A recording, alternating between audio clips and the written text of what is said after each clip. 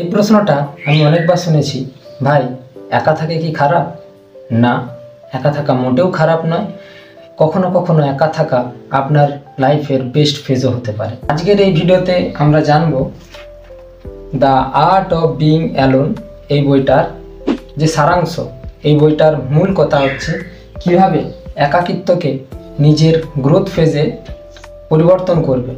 এটাই আজকে আমরা এই ভিডিওতে জানব। আমরা আমাদের নিজেদের লাইফে কখনো না কখনো এমন একটা ফেজ আসে যে সময় আমরা নিজেদেরকে একা অনুভব করি। যেমন ধরে নাও, কেউ কেউ বন্ধুত্বের সঙ্গে থেকেও নিজেকে একা অনুভব করে, কিংবা কেউ আমার মতো একা থেকেও একাকিত্ব অনুভব করে না। এই বইটিতে একটা গুরুত্বপূর্ণ লাইন রয়েছে, সেটা হচ্ছে being alone does not mean being lonely. এই কথাটার মানে একা থাকাটা খারাপ নয়। এই একা থাকা কখনো কখনো তোমাকে সুযোগ করে দিতে পারে নিজেকে গড়ে তোলার জন্য। চিন্তা করো, তুমি সারাদিন কত কিছু নিয়ে ব্যস্ত থাকো, ফোন, স্কুল, কলেজ, খেলাধুলো। কখনো কি নিজেকে তুমি সময় দিয়েছ? নিজেকে নিয়ে ভেবেছ? না, ভাবনি। রেণুকা গফরানি বলেছেন, নিজের সঙ্গে সময় কাটানো মানে নিজের চিন্তা ভাবনাগুলোকে আরও গোছানো, যার সাহায্যে তুমি বুঝতে পারবে যে তুমি কেমন ধরনের মানুষ। এখানে অন্য আদার্স কারোর কিন্তু অ্যাপ্রুভাল লাগছে না। তুমি নিজেই তোমার নিজের সঙ্গে কথা বলে বুঝতে পারবে যে তুমি আসলে কেমন ধরনের মানুষ। এটা কখনো কখনো ডেঞ্জারাসও হতে পারে, স্ক্যারিও হতে পারে, কিংবা দেখতে গেলে এটা কিন্তু একটা পাওয়ারফুলও বটে। আমাদের সমাজে একটা ফিক্সড ফর্মুলা রয়েছে, সেটা হলো স্কুল, প্রেম, বিয়ে, চাকরি। এই বাঁধা ধরা পথে তুমি যদি না চলো, নিজেকে যদি কোনো জায়গা থেকে গুটিয়ে রাখো, তাহলে সবাই কি বলে, তুমি কি ঠিক আছো? এই প্রশ্নটা কিন্তু সমাজ তোমার দিকে করবে। এই বইটা একটা ভালো কথা বলেছে, তুমি যদি নিজের কোম্পানিটা নিজেই এনজয় করতে পারো, তুমি হচ্ছে এই সমাজের, এই বিশ্বের সব থেকে লাকি ব্যক্তি। কারণ এখানে তুমি তোমার জাজমেন্ট করতে পারবে, এখানে তোমার লাইফে তুমি নিজেই এনাফ। আচ্ছা, একটা প্রশ্ন আছে, তুমি কি লক্ষ্য করেছো, তুমি যখন একা থাকো তখন তোমার ক্রিয়েটিভিটিটা অনেকটা বেড়ে যায়? এটা কেন হয় জানো? কারণ এই সময় তোমার ব্রেন, যেটা এত এক্সেস ইনফরমেশান নিচ্ছিল সব সময়, এই সময়টা রিল্যাক্স থাকে তোমার ব্রেন। তার জন্য অনেক ক্রিয়েটিভিটি তোমার ব্রেন ভাবতে পারে।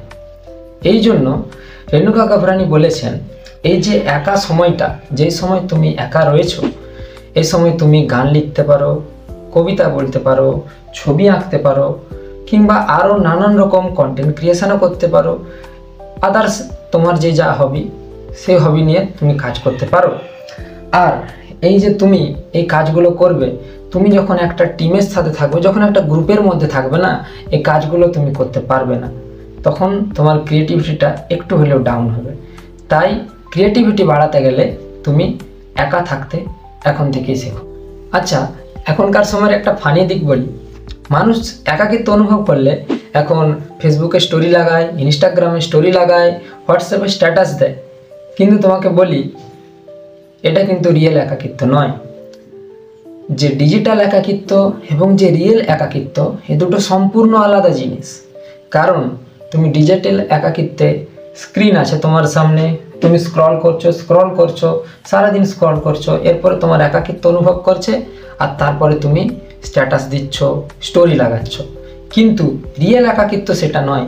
রিয়েল একাকিত্ব হচ্ছে স্ক্রিন ছাড়া, আশেপাশে কোনো মানুষ ছাড়া তুমি নিজেকে চেনার জন্য যে একাকিত্বে ভুগছো, সেটাই হচ্ছে রিয়েল একাকিত্ব। ইন্টারেস্টিং জিনিস যেটা রেণুকা বলেছেন, যদি তুমি নিজে নিজে হ্যাপি থাকতে শিখে ফেলো, তখন আর কেউ তোমার পেছনে তোমার পিস নষ্ট করতে পারবে না।